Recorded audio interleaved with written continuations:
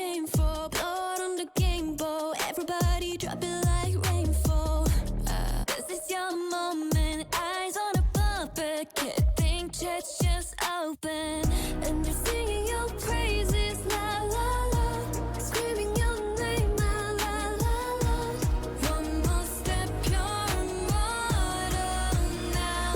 'Cause once you play God, once you play God. All right, now it's about time we start talking about our queen, and I gotta tell you, this character has been an absolute blast to play with. I am running her with her optimized team comp, but overall this character is an absolute beast. The way she plays, what she offers, is incredibly fun. The fact that she can deal insane amounts of burst damage and at the same time have that whole parry that pretty much blocks all damage, it's just an overall really dope gameplay, and I highly advise you guys check it out. But with all that yapper out of the way, let's actually talk about Zani's kit. When it comes to building this character, the number one thing I'm going to advise everybody go for is going to be heavy attack damage bonus. That is going to be her bread and butter, the one stat you really want to try to get on every single one of your echo pieces. After that, you have the norm, right? You have crit rate, crit damage, attack percentage. Pretty damn basic. And the one thing I want to throw in here that I advise you guys try to get as much of if you can, without compromising any of the other roles, is going to be energy regen. Energy regen is not vital for her, but it is going to make her rotations a lot smoother. You want to be able to get into that liberation mode, that Super Saiyan mode as fast as possible, and getting a little bit of energy regen on your echoes is going to make that much easier. So overall, try to get some energy regen in at least 2 or 3 pieces if you can, without compromising all the other roles. Now, this is my Zani, and I gotta say, I worked extremely hard on getting this character built, and she is an absolute unit. I know you're looking at these stats like, what the hell's going on? I do have the Frazzle buff from Eternal Radiance active right now. That's why her crit rate is that high, and I do have crit damage forecast. I'll show you this in a second, but there's more to this, and there's one extra thing I want to show you guys, and that is quite simple. That is my heavy attack damage bonus, and yes, I do have 61.1% heavy attack damage bonus. An absolute monster of a stat for this particular character, and as I was telling you, going for heavy attack damage is going to be insane when it comes to your Zani's overall damage output. If you're sitting out here with like, I don't know, 20% as opposed to something like 60%, you will heavily notice the damage difference. So that's one thing you guys really want to focus on. Moving on over to her weapon. Easy.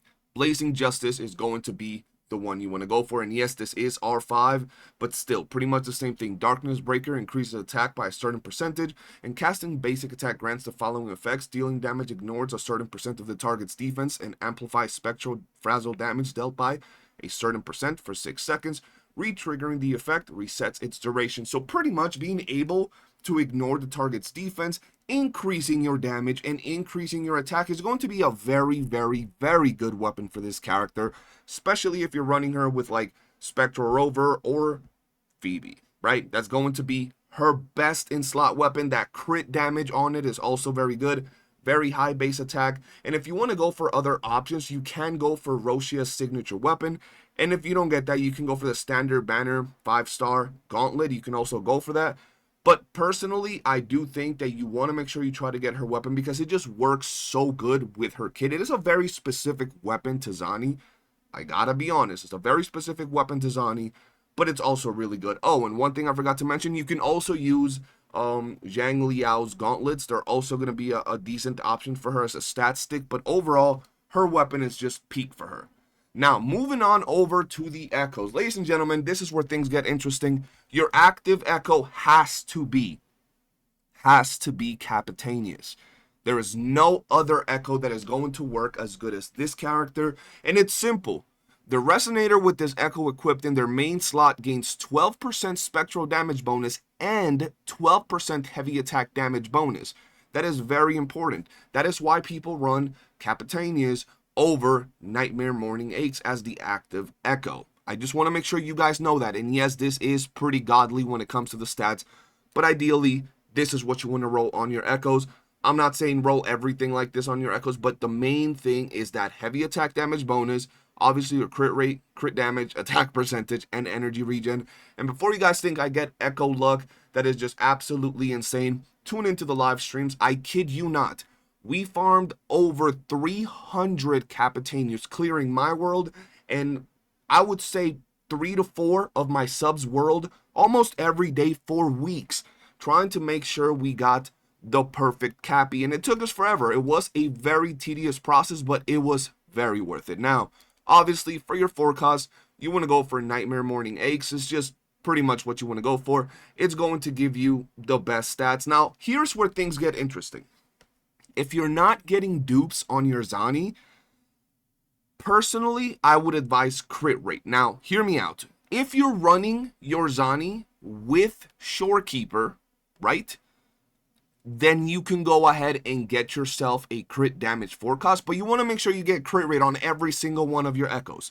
So keep that in mind. Now, if you want an easier time building, you can go for a crit rate forecast, and you'll have an easier time when it comes to getting a higher crit rate. Now, if you're running her with Shorekeeper and you have the Eternal Radiance buff, it's not going to be hard to give yourself like 80, 90 crit rate, and at which point, by all means, go ahead and get yourself the forecast for crit damage, okay? Now, obviously, your other 3 cost is going to be Spectral Damage bonus. Now, here's one thing I want to point out. When it comes to your 3 cost, you can, by all means, go ahead and drop one of these to be attack percentage and the other one to be Spectral Damage bonus. It just really depends on what you're getting. Don't really sweat it too much, ladies and gentlemen, if you're not getting yourself the right bonus, right? Like if you happen to roll an attack percentage and it's really good, by all means use it. It's not going to be that big of a difference as opposed to Spectral Damage bonus. For your 1 cost, attack percentage, quite easily. And once again, like I told you guys, and I do not get tired of telling you this because we did so much testing yesterday, heavy attack damage bonus is going to be vital. But one thing that makes Zani's rotations extremely smooth is having energy regen. Personally, I'm still trying to get this Echo replaced. Yes, it does have very nice heavy attack, crit rate, and crit damage, but it does not give me energy regen, and my crit rate is kind of low on it, and so is my crit damage, so I want to replace it and get a little bit more energy regen because it does make that bit of a difference. So just a little bit of extra knowledge for y'all. You might have a lot of damage on your Zani, but if you don't have that energy regen, your rotations are going to be a little bit clunky. Now, when it comes to the Forte or the skill priority, I gotta be honest. Personally, I went with Forte Circuit, I went with Resonance Liberation, I went with Resonance Skill, and then after this, honestly, Normal Attack and Intro Skill are probably around the same. I'd say Intro Skill is maybe a little bit more important because you are going to be swapping into her a lot more. So I do think that's a little bit more important than Normal Attack. So going back to it, Forte Circuit, Resonance Liberation, Resonance Skill, Intro Skill, and Normal Attack. And then obviously you want to make sure you get these as fast as possible because these are very, very good for Zani. Now, this is not that big of a deal in all honesty, but it's not bad, right? Reducing your damage is one of those things that I never really care for when it comes to a main DPS that's out here dealing damage, but it's still pretty damn good, and she is going to get crit rate from these as well, so you want to make sure you get yourself these as fast as possible, as well as your attack increase. Overall, that is the order when it comes to her Forte. And now, when it comes to the teammates, guys, this is quite simple, okay? Her best in slot character and the character that allows her to go to the next level is going to be Phoebe. Phoebe is an absolute monster when you pair her up with Zani. Phoebe on herself is really damn strong, but when you pair her up with Zani, she just gives Zani that extra oomph, right? She does so much. Her outro is going to increase Zani's damage. She's going to apply the frazzle stacks incredibly fast, and overall, they're just made for each other. They pretty much bring each other to the next level, but I do want to point out Spectral Rover is also pretty damn good, and this is one thing that I want to add to this video that a lot of people seem to not consider. When you guys are looking at damage calculations and who gives Zani the most damage, it is Phoebe. If you put a team together of like Shorekeeper, Phoebe, and Zani, the biggest damage output comes from Zani, and since you're using Phoebe in Confession mode, you're losing a lot of damage from Phoebe. Phoebe is not doing a lot of damage herself because Confession doesn't give her a lot of damage, but if you're using Zani with Spectral Rover is going to give Zani less damage, but Spectral Rover is going to do more damage than Phoebe. So while you're still going to have your premium team being the team with Phoebe, don't think that in overall damage, you're falling that much behind when you use Spectral Rover. Your Zani will output more damage when running with Phoebe, but the team will still do good damage when running with Spectral Rover because Spectral Rover will deal more damage than Phoebe. I know it might get a little bit complex, I might be yapping a little bit too much, but I really wanted to add that in here because a lot of people seem to think that it's just the end of the world if you do not run Phoebe. Now, obviously, we have Shorekeeper. She's just great with everybody, so why even talk more about her? You have Verena. Verena also helps a lot in this team. She's quick with the rotations, yada, yada, yada.